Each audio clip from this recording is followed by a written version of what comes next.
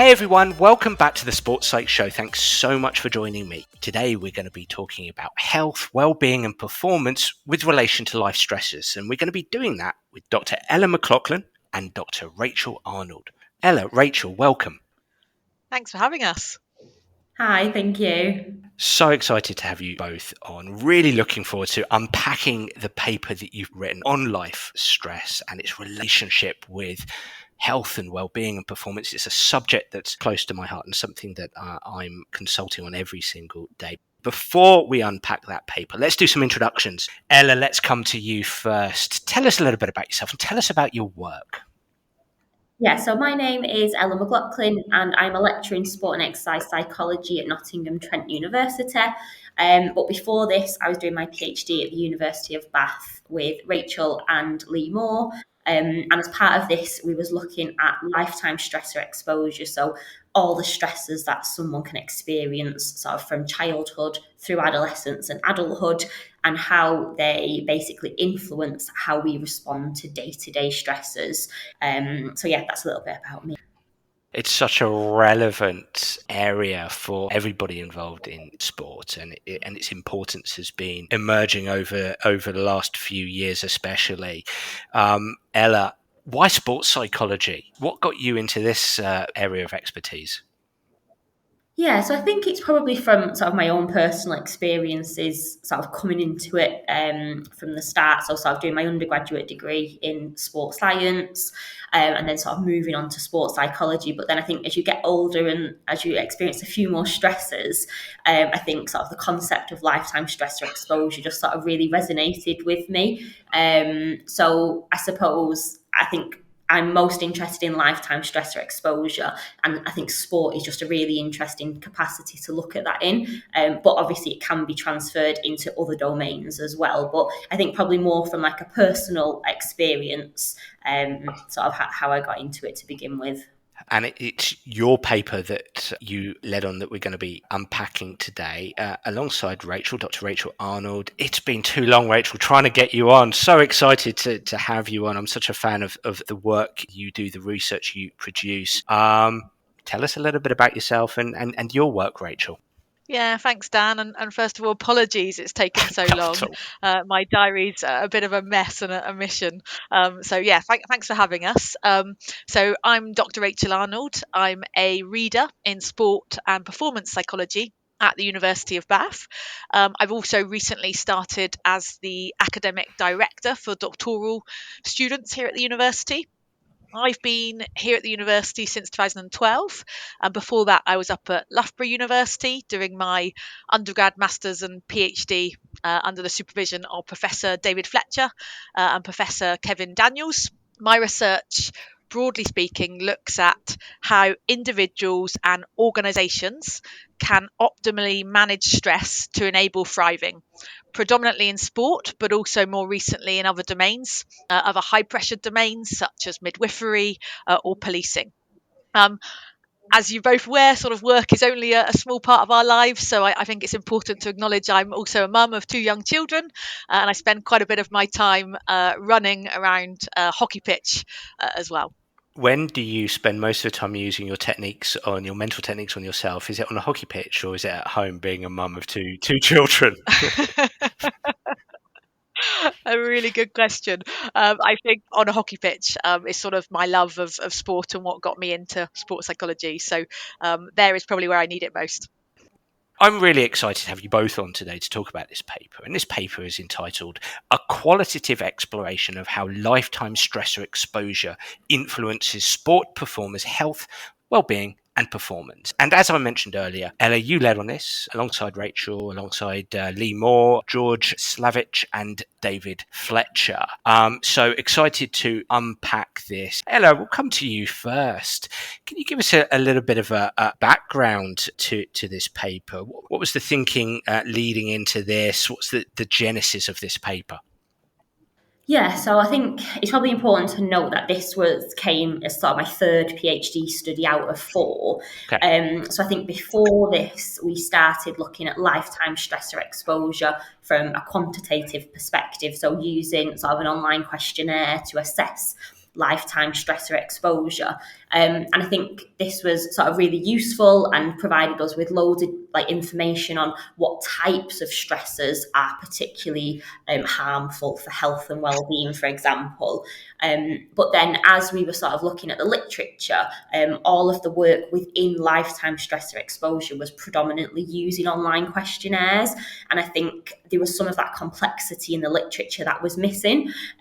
So I think we really wanted to have a fully qualitative paper to really understand, I suppose, some of the underlying mechanisms which link stress and health. So we know from my earlier work that lifetime stressor exposure has a consistent relationship with poor health, well-being and performance, but we wasn't really sure of what those things linking the stress and health and performance and well-being was. So I think this article really tried to unpack, I think, some of the complexity and some of the nuances between different people's experiences, and really to understand sort of this relationship further. I think sort of all the different experiences of the participants that we had in this paper sort of, I think, really brought to life, I suppose, that the relationship between lifetime stressor exposure and health, well-being and performance. That's really interesting. So what you were specifically looking to do here was get to understand the nuance, the complexity here with the link between lifetime stressors and health, well-being and performance. And so subsequently, qualitative data was always going to be best. Just looking at the interview data helps us look at the nuance there. Coming to you, Rachel, we've thrown out this term lifetime stressor. What do we mean by lifetime stressors? Can you be more specific for us? Yeah, absolutely. So I think what we see in the literature to date is that quite often with our research studies and our designs, we focus on a specific life event. So for example, looking at athletes and sport performers, we look at an injury they faced, or we perhaps take a more of a snapshot look at their demands. So what demands did you experience over the past month, for example, in relation to your organization or your competition? When we speak about lifetime stress, what we're really looking at is that combined and cumulative stressors, demands, pressures that have built up over somebody's lifetime, right from when they were a child, right through to the age they are now. So that really helps us not just to see the stress or the pressure they're experiencing at that present time, but what's happened before in their lives and their encounters to date as well. This seems so pertinent and relevant because I'm, as a consultant at the coalface, and the conversations I have with coaches, sometimes coaches can be bemused by some of the behaviours that play out in front of themselves, Ella. And you know, I do think that what's gone on away from the grass, the pitch, the court, the course, across somebody's lifetime is influencing what coaches are experiencing from that person in that moment. For coaches, you know, listening in, what happens to somebody at 10, 11, 12 years old can influence their behaviors at 20, 21, 22, the decisions they're making and so on and so forth. No question necessarily, Ella, just a thought for you there. This feels very relevant for coaches. Yeah, definitely. And I think that's something that we found sort of throughout my entire PhD. I think a lot of the research that I started doing was just outside of sport. And then from sort of the research that we did, we realised that actually there's such a link between the stresses that are experienced inside of sport, but also outside of sport. And I suppose without that understanding of what's happening outside of sport, then you can't really understand, I suppose, why people are sort of behaving in the ways that they are. So, for example, if a person isn't selected for a game or a team or whatever, that obviously might just be one life event. But then if you put that on top of someone who's just been through like a parental divorce or sort of they're getting bullied at school, then it really sort of paints the picture of actually what's happening. And I think we can all sort of use our own experiences, I suppose, thinking about when we've been under a lot of stresses, and then it might just be one minor thing that really sort of breaks us and sort of makes us respond, maybe have an exaggerated response. And it might not be that one thing, it's just the combined cumulative effect of everything else that's going on at that time as well. we're obviously going to unpack the results from the interviews that you had with your participants and unpack the link and talk more about the link between lifetime stresses, health, well-being, performance. But what would be fantastic is to get an understanding of what previous research has actually told us. And question to either of you, you can both contribute fantastically here, I'm sure. What has previous research actually told us about that link? So I suppose there's probably two aspects of this. So there's the stressor in sport literature and then the lifetime stressor in sport literature. So I suppose historically, as Rachel mentioned before, we've looked at sort of stresses in sport, but looking at one type of stressor in isolation. So looking at organisational stressors or personal stressors or competitive stressors in isolation as opposed to this combined and cumulative effect. So I think where lifetime stressor exposure sort of advances that is looking at all of these different types of stressors together. So I think that was really the main sort of purpose and the rationale for the research that I've started doing. And then from then, we have used sort of an online questionnaire to assess lifetime stressor exposure, predominantly in relation to sort of health-related outcomes, so symptoms of depression, anxiety, and well-being. And we've consistently found this significant relationship. So as lifetime stressor exposure increases, so does too sort of symptoms of depression, anxiety, and then lower levels of well-being. So this consistent relationship between the more lifetime stresses you've experienced, the more likely it is that you'll experience sort of poor health and well-being. I suppose we've then tried to extend this within sort of performance as well, which has been quite tricky to sort of really unpick that. So I think the research is probably a little bit more muddy when looking at lifetime stressor exposure and performance related outcomes. And I suppose some of this research that we're discussing today, I think unpicks that a little bit more, that it's not such a linear relationship as with sort of health and well-being. So I think that's sort of the first part, is that we've sort of always consistently found this consistent relationship. And then through that, using quantitative sort of work, we started looking at some of the mechanisms which may sort of influence this relationship. But these have only been sort of quite limited in nature. So, for example, looking at sort of trait stress appraisals or but sort of looking at these sort of mechanisms in isolation. Rachel, anything to add to that really thorough answer? I don't think so. I think she's done a great job.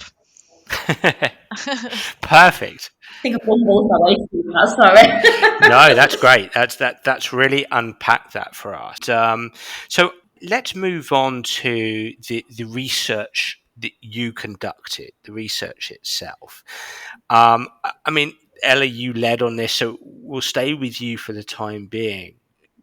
We've already alluded to it being an interview, but just before we talk about the findings, the results here, just how did you actually conduct this piece of research? What did it consist of? Yeah, so basically what we did was we identified, so from that online questionnaire that I've mentioned previously, we basically identified a subsample of participants who had experienced a relatively high number of stressors. So all the participants who we interviewed had experienced quite a significant number of adverse life events. And within that, when we invited them to interview, we asked them to create a visual timeline of their life story. So I suppose the rationale for this was, we thought it's quite tricky to ask someone about all the stresses you've experienced in your life. So if you come to an interview and then I asked you, oh, tell me about all the stresses you've experienced, it can be quite overwhelming. So we thought we'd get participants to create this visual life story, just so they had time to reflect on the things that they'd experienced as well. Maybe they'd forgotten about or they didn't think was important. And they basically just noted down the highs and lows that they'd experienced from the day they was born to the current day. And then the interview really sort of circulated around this timeline. So we spoke about the timeline, and they sort of just walked me through all the stresses they'd experienced. And then we sort of really started to unpick those and started to look at, I suppose, some of the reasons sort of why they responded in this way. What did that look like in their day-to-day lives, for example? I think what the timelining also really enabled us to do was give the participants control over the interview. And for those listeners who are unfamiliar with some of the work by Melissa Day and Ross Wadey, they've got a really fabulous paper which talks about how you can conduct interviews on really sensitive topics such as this one. And because we were new to doing such interviews as part of Ella's PhD, we really drew heavily on the guidance and advice in that paper. And they talk in there about how you can give the participant that control. It might be as simple as them choosing when the interview was conducted, what order you discuss the topics in. They really lead the interview, and the timelining really helped them to be able to do that when discussing mental health and well-being and performance in their sport. Rachel, you've done so much work in this area. Was this interview process something that is quite unusual in this area? Had this not really been done before? So interviews are quite a commonly used tool in sports psychology, but I think the timelining technique that Ella used to help participants open up and have control of the interview is a more of a novel technique. So we did have to look outside of sport as well as within sport, other topics, to get some guidance on that timeline. And Ella produced some fabulous examples as part of her PhD to share with the participants, because for some of them it was quite a scary thing to do. It's something they'd never had to do before an interview previously. So those examples really helped them to know what sort of thing they were looking to produce. Before we unpack those results, and just staying with you, Rachel, who was the actual population here? Who specifically were you interviewing? So this was with sport performers across a range of different levels. I believe we had 22 in total. Ella, correct me if I'm wrong, in the final sample. But also, I think what's worth mentioning is that Ella conducted this study in the middle of the COVID pandemic as well. So it certainly wasn't an easy time for PhD students to be doing their research. So she did a fabulous job of getting that sample recruited. Let's unpack these results. Reading through these results, absolutely fascinating, and a lot of things that were said really resonated with me as somebody as a consultant working at the coalface. The results are divided into three main themes. Over to you, Ella, to start unpacking these results for us. Yeah, so as you mentioned, there was sort of these sort of three main sort of factors that came out. So that was first was psychological factors. So this included maladaptive coping strategies, irrational thoughts and beliefs, and dysfunctional emotional regulation strategies. There was social factors, so looking at difficulties in building and maintaining relationships.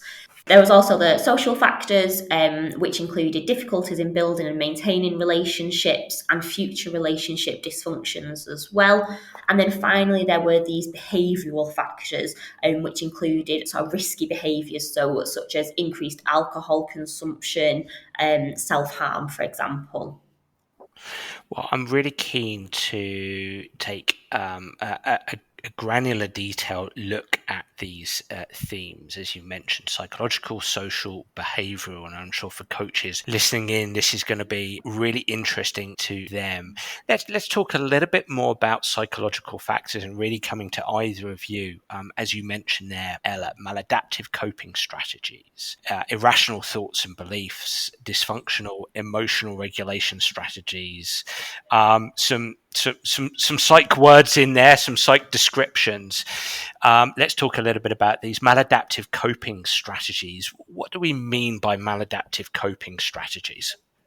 So I guess a couple of the examples that the participants in this study referred to within that theme of maladaptive coping strategies. The first was denial that the stressor or the adversity had even happened.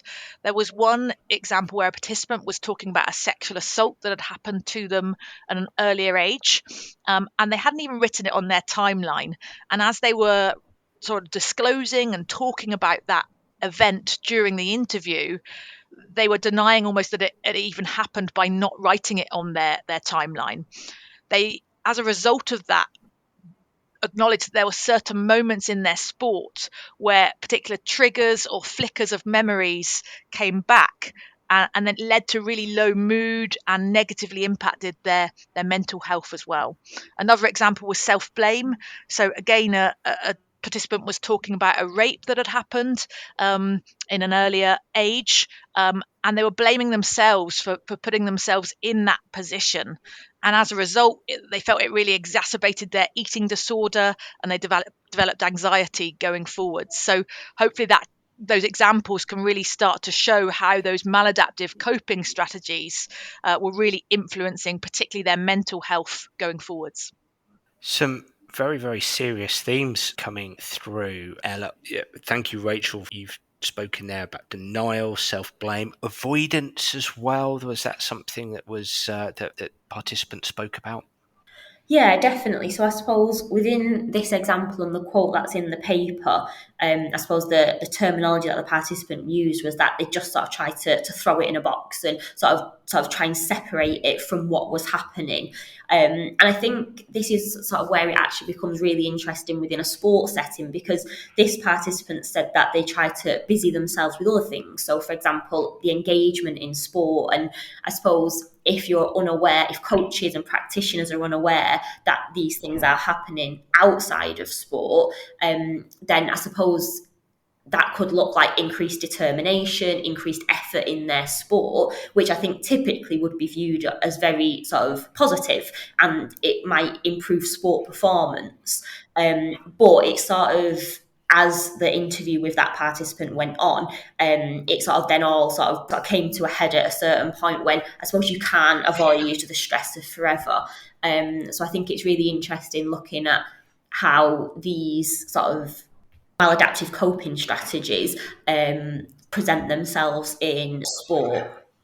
That's exactly what I'm thinking, because I'm thinking about how something like avoidance influences behavior and what these participants, these competitors, choose to engage in on a day-to-day basis. And I'm thinking about, that word maladaptive is really important, isn't it? Because one could, as you said there, Ella, one could perceive somebody as working really hard and really wanting to win and possibly functioning at the extreme ends of participation and competitiveness. Now, what that might be done in a healthy way for them at that time in that context, but sometimes that's an unhealthy engagement, and it's an unhealthy form of competitiveness that can link to something underlying, which is what you're speaking to, which then can lead to things like overtraining, burnout, and then subsequently withdrawal from sport. So for coaches to appreciate that link can be really, really important, and to actually stand back and say, is this behavior that I'm seeing a coping strategy that might be unhelpful, that might be maladaptive, no question, but just some thoughts. Yeah, I'd completely agree, Dan, and I think sometimes it's important for coaches to recognize that in the short term, that maladaptive coping strategy can actually be really adaptive for an individual. It can really help to minimize the intense distress that they're experiencing and help them cope with what's happened in the short term. But it's longer term that then some of the negative implications can really start to emerge. And so I think it's not for coaches necessarily to try and change the way an athlete's coping in the short term, but just recognize that longer term, they might need to put support in place to help that athlete cope in a more adaptive manner. I think we were both speaking to also the kind of links to the irrational thoughts and beliefs that participants, competitors might have, and the subsequent behaviours that they engage in. Coming back to you here, Ella, irrational thoughts and beliefs was a theme underneath the overarching psychological theme. Any thoughts from this area? Yeah, so sort of when thinking about the irrational thoughts and beliefs, I think one of the things that really stood out for me was sort of the act of minimising. And I think it sort of leads on to what Rach was saying earlier about people not putting things on the timeline because they just didn't think it was important, or they just didn't think it was significant. So when we was talking about these stressful life events, and I was sort of asking these sort of questions, participants would just say, oh, that's not important, or that's not relevant. And they just sort of downplayed these events so much that they just sort of thought they wasn't significant enough. And I think that's actually really where it wasn't why we did the timelining activity, but I think that's really where the timelining activity was really useful when we was interpreting the results as well. And it was important of what the participants wrote on the timeline, but actually sometimes it was more important what they didn't write on the timeline and why they didn't write things on the timeline. So I think that was really important. And then sort of moving on to catastrophizing.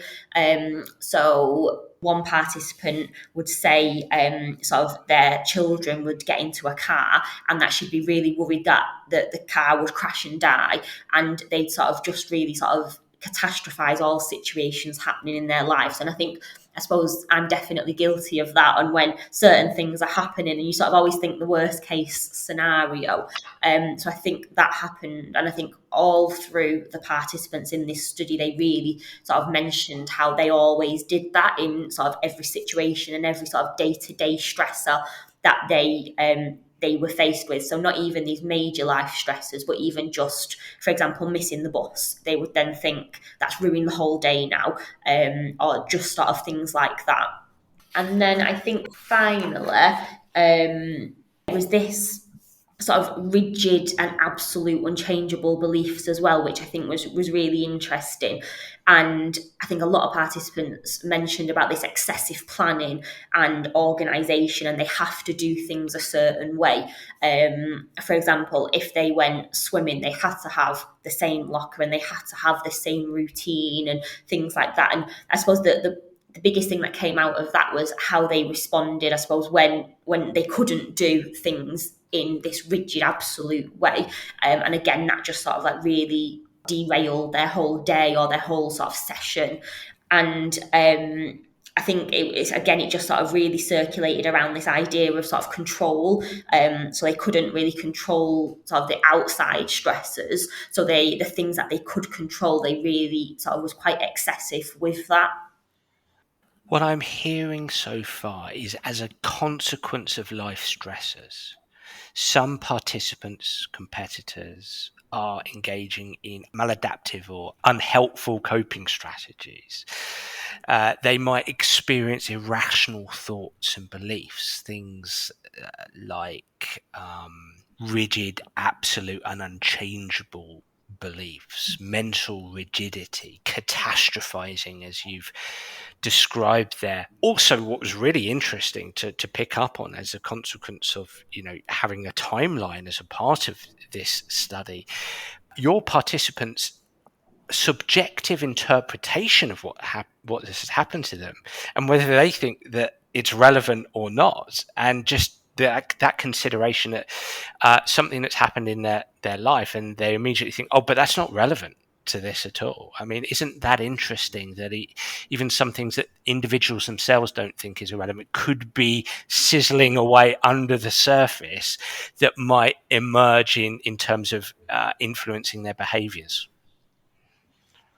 Yeah, absolutely. I think that was sort of really interesting. And I think really that was the positive of doing this timelining activity, that it really got participants to reflect on the stresses that they'd experienced. So instead of just turning up for the interview and not really thinking about what they was going to talk about before, they had sort of 48 hours from creating their timeline to participating in the interview, where I think that helped them sort of reflect. And a lot of participants was like, oh, actually, I didn't write this on the timeline, but it just come to me in sort of the last day or so. So I think having that time just to reflect on the stresses that they've experienced sort of really added an extra layer onto sort of the data collection for this study. What I just add to that, Dan, something we've recently been writing about is that we don't yet have any literature in sport on it, but outside of sport, there's some literature on conscious versus unconscious stressors. Okay. And particularly in relation to trauma experiences. So the conscious thought relating to trauma experiences that can be articulated versus the sort of unformulated thought, the unconscious part of stress that the participant hasn't yet articulated or perhaps is sort of silenced or minimized. So I think there's a lot of work that can be done there in sport going forwards. Really interesting. And staying with you, Rachel, a third factor underneath this psychological theme is dysfunctional emotional regulation strategies. Can you unpack this a little bit for us? Sure. So one of the themes here was around emotional suppression. So the athletes here were talking about not allowing themselves to show their emotions externally. Sometimes this could be because of something, an event or an adversity that happened when they were younger. One participant was talking about a dad that was shouting at them, was quite abusive, and they used to cry. And they realized that that response made the dad shout more. So as a result, they'd learned to sort of suppress their emotions and not show themselves crying in the future. But what they then recalled that this led to was sometimes it led to a big outburst when they could no longer suppress the emotions that they were experiencing, which had a real negative impact on their mental health. Another part of it was rumination. So the athletes or the sport performers, repeatedly focusing on negative events that had happened or thoughts that were occurring in response to those events. And there were some really insightful quotes coming through from the interviews about the impact that had on athletes. So of particular relevance to sport, some of them were talking about this leading almost to a state of paralysis. So sometimes they were worrying so much about what had happened or how they'd responded to that event. They couldn't focus or they couldn't get anything done. So huge implications there for sporting performance if that paralysis happens at a particular time on the pitch, on the court, for example. Again, I don't think I'll shape a question, but just a comment back to what you're both saying as we've unpacked this psychological theme and the three factors underneath this theme. Again, it makes me think of the importance of any sporting environment, a safe and healthy sporting environment, a psychologically informed environment is one that takes into account the thoughts, the feelings, the experiences, the personalities of participants, but those experiences, because what plays out in front of us, no matter in what way we're involved in any kind of sporting environment, what plays out in front of us isn't necessarily just as a consequence of understanding the tactics or the capacity to control a ball or catch a ball or whatever the sport might be. What we're seeing is heavily influenced by the backgrounds, the experiences that those participants have faced. Just before we move on to the social theme, I mean, reflections on the psychological theme there, the psychological factors. Were you surprised that did you think there might be more? Was there anything that surprised you in the results that came back around the psychological theme?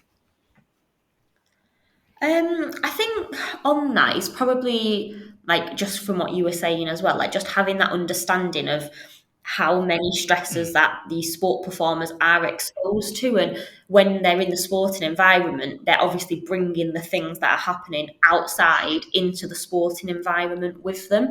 And I think like leaning on what Rach said before about sort of like the straw that broke the camel's back, I think that's really what came out of these sort of psychological, these maladaptive coping strategies, in the sense that it might not have been the sort of the event, like the major event that caused it, but it was just the one that then sort of released all these pent up emotions. So I think just sort of having an understanding of that, and then also I think the complexities within it, like Rach said before, sort of using denial and avoidance, like that was beneficial in the short term and that helped them get through their day-to-day lives.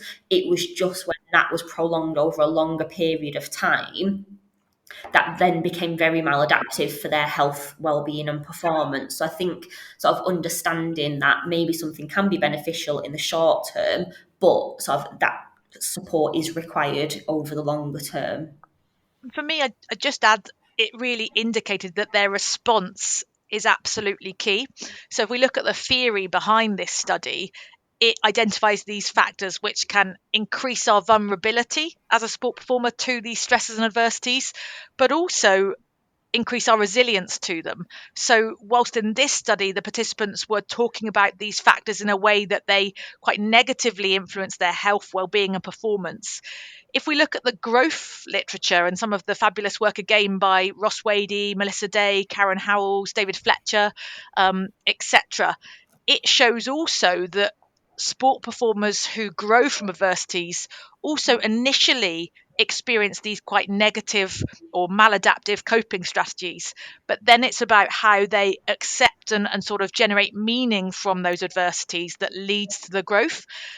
In this study, that wasn't the focus. We weren't looking at growth, but the athletes weren't alluding to it either. They were just talking about maladaptive coping and then the negative impact this was having on their mental health. So I think there's a real opportunity as sports psychologists, as clinical psychologists, to provide support to athletes that can help them move from having these more negative responses and reactions to the stresses and the adversities they experience to something where they can find acceptance and meaning and hopefully therefore buffer the impact that adversity is having on their health and their well-being.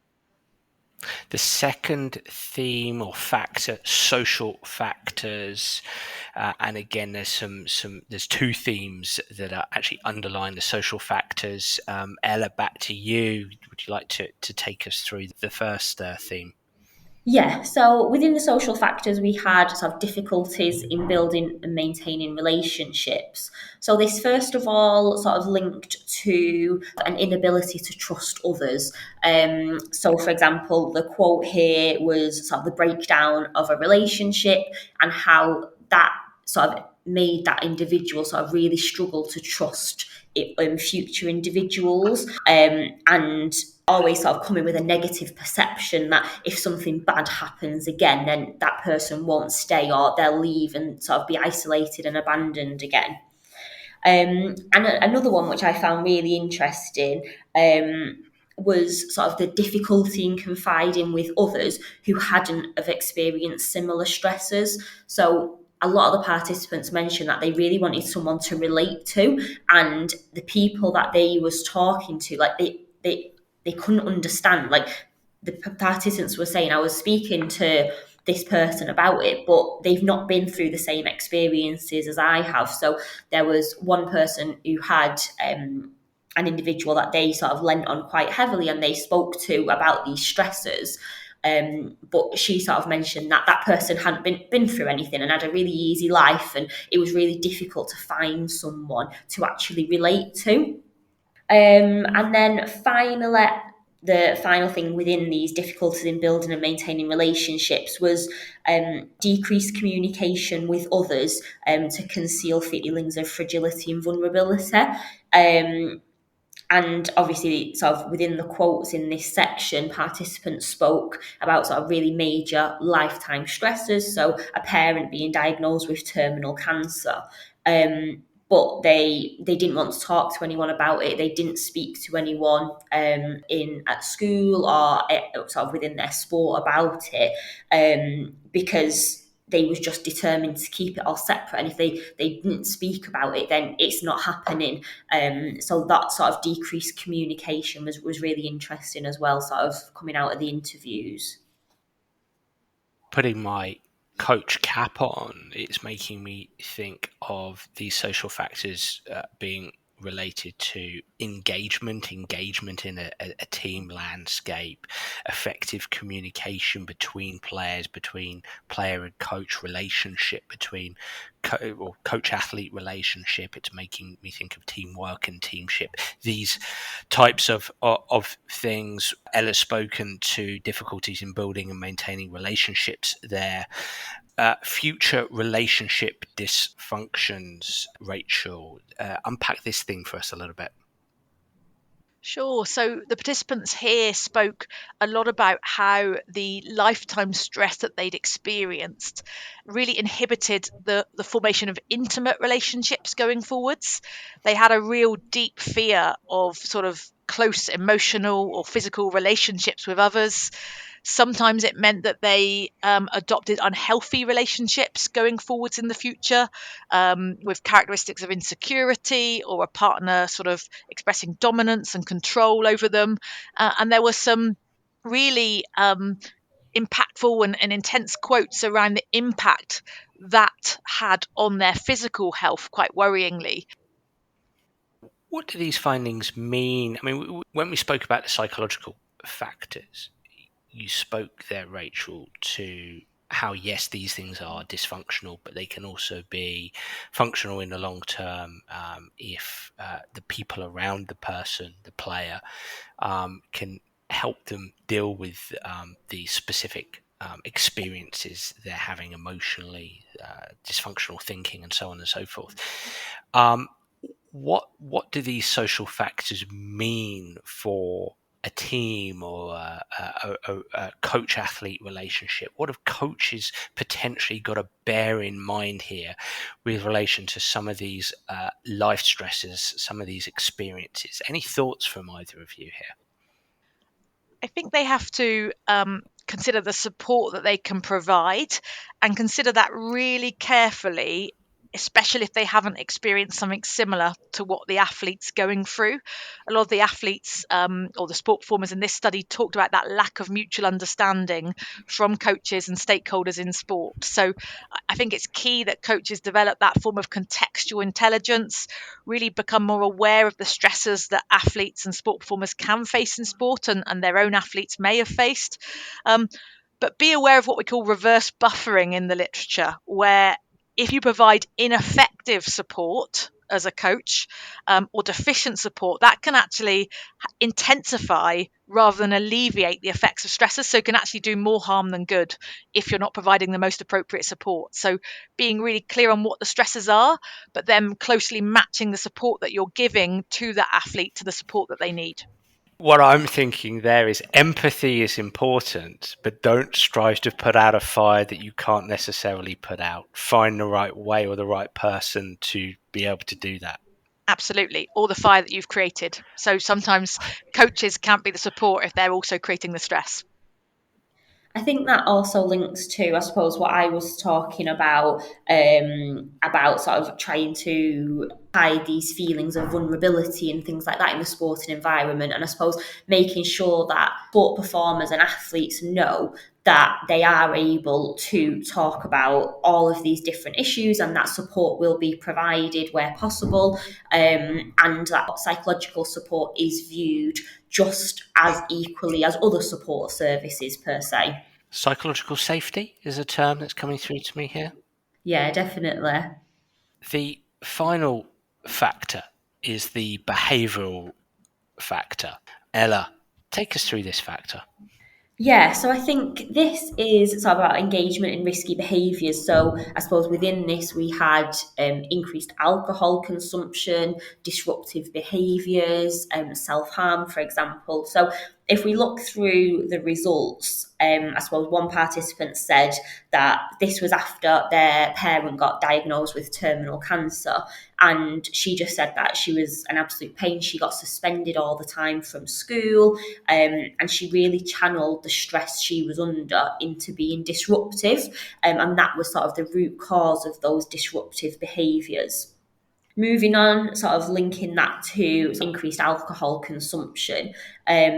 And participant mentioned that it was for around 3 to 4 months where she was just drinking constantly, and it was sort of hidden behind sort of doing it for fun with friends, but she just knew that it was just masking how she was really feeling, and led to a suicide attempt. So sort of really highlighting how severe these engagement in risky behaviours can be if not dealt with.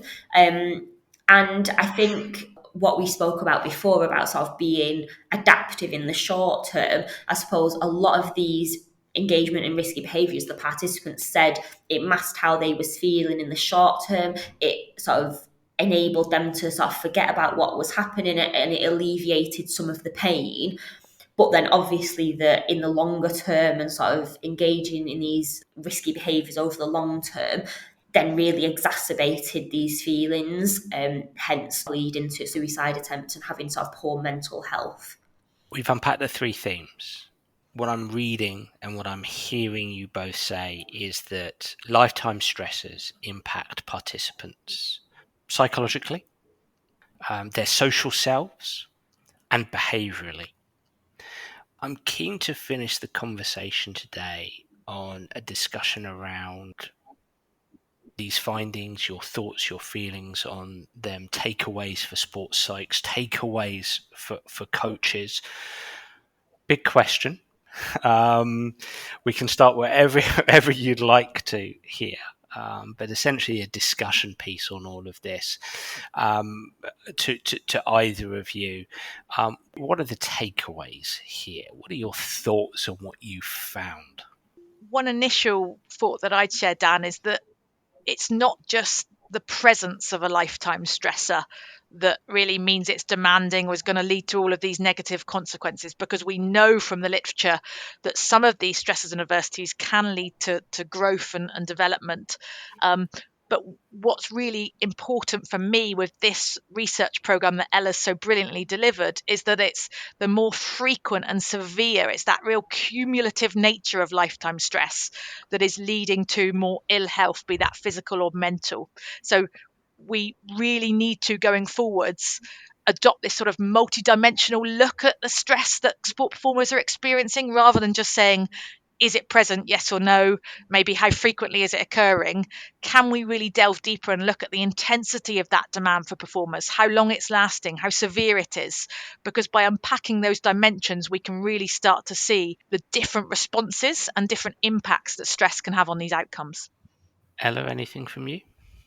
Yeah, I think leading on from that, I think the participants that I spoke to within this study had sort of quite a reactive response to the stresses that they had experienced and how they dealt with them. So I think it's sort of trying to change and try to be a little bit more proactive, and just to try and see, I suppose, what part the sporting environment can place in that. So is that monitoring sport performers' lifetime stressor exposure over the course of a season, seeing if it changes and trying to really identify those who may be at risk of developing health-related problems. So as Rachel said, you might be able to find out that someone is experiencing a lot of ongoing chronic stressors, so those that have been ongoing for the last 6 months or more.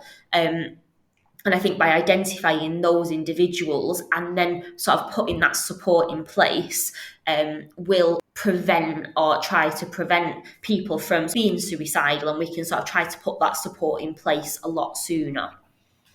It's a fascinating piece of research, and I'm certainly gripped by some of the things that you're saying there, some of the takeaways that you've had. I know that there are going to be many coaches listening in. I know that there is a continuum of participation from coaches who are listening in, from coaches who coach for 2 hours a week on a wet Wednesday evening to coaches who are full-time and it's their life, and if anything they've probably got to relax a little bit more away from coaching and consider their own well-being. The point being is that there's the participation levels are different for different coaches, and so this is a topic that can be challenging, because for some coaches they might listen and go, this is very important, this is very serious, but I'm going to struggle to manage the kind of things that we are speaking, the themes, the topics. I'm going to struggle to manage this in my coaching environment, in my coaching practice. And for others listening in who are probably more full-time and invested in this completely, they've got the time, but they don't necessarily have the expertise. I'd just be interested potentially in a couple of takeaways for those coaches listening in. Are there any key action points they can potentially take based on some of the findings from this piece of research here at all? Question to either of you there. So I think what we've been speaking about mostly in this interview today, Dan, is some of the really intense life adversities. But what's important to mention is that as part of Ella's PhD and as part of this study, we also looked at lots of the stresses and demands happening in sport, demands that have been found to be encountered across all levels of participation, not just at the elite level. So competitive stressors, organizational stressors, and personal stressors. And if they're encountered on a frequent and a severe basis, they can also lead to these quite damaging health consequences if they're not addressed. So what I'd probably say going forwards as sort of a piece of advice to coaches is that, leading on from Ella's point, reflect if there's a way that we can prevent, or if that's not possible, reduce the dimensions of some of the stresses that athletes are encountering. Because we don't just want to always try and say, okay, this is your responsibility, athlete. Go and learn how to cope better. Go and learn how to regulate your emotions. Go and be more resilient. Do mindfulness, etc. Sometimes that can just be plastering over the issue. If that stressor is being experienced by, for example, your whole team or your whole squad, and by making a subtle change to your practice or to your policies, you could then have an impact on that whole team and that squad. So my view would be, get to know the stressors that your athletes are experiencing individually and as a group, and think if there's ways that you can proactively address or reduce certain dimensions of those demands, in tandem with helping athletes to respond and cope better to them. Perfect. Ella, anything to add there? Yeah, I think for me it would be also, I suppose, as Rach mentioned before, sort of trying to understand your athletes and your sport performers on this holistic level, and knowing that they have a life outside of sport and they have sort of stressors from the sporting environment, but also from outside of sport as well. And I think also sort of knowing where to signpost athletes and sport performers to is really important. So hopefully at sort of an elite level, there'll be sports psychologists, clinical psychologists that we can signpost to, but obviously at the lower levels, they might not get access to those. So I suppose it's trying to sort of build those sort of referral links. It's obviously not a coach's job to try and fix any of these issues, but knowing that if you see a change in behaviour from one of your athletes, that you can have a conversation and you know how to signpost on for further support. In summary, what I'm hearing from both of you, fantastic ideas for coaches. What I'm hearing from both of you is take a holistic approach, minimize risk of life stresses impacting engagement and performance, health, well-being, performance through your coaching behaviors, your coaching practice, and keep observing your people to be able to constantly take in that behavioral data. What am I seeing in front of me, and what might this mean? That's kind of my takeaway from what you've both said there. That was an absolutely fascinating conversation around that fantastic paper, and being at the coalface across age groups and levels as a sports psychology practitioner. I just think this work is so important for everybody involved in sports. So, Ella, just awesome work on your PhD program there, and Rachel, thanks so much for your work as well. And I know that you will have tapped the interest of those listening in. So, Ella, coming to you first, how can people find you, follow you, and get in touch to learn a little bit more about this important work? Yeah, so I'm on X, which is formerly Twitter. So you can find me at Ella_McLoughlin. And then also sort of feel free to email if anyone does have any sort of interest or any questions following this podcast. Thanks, Ella. And Rachel, to yourself.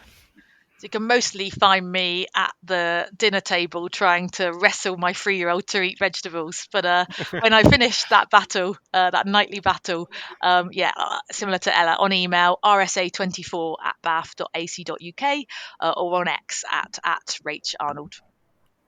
Brilliant. Well, I can't thank you both enough for coming on to discuss this brilliant work, this brilliant paper. So thank you so much to both of you. Thanks, Dan. Thank you.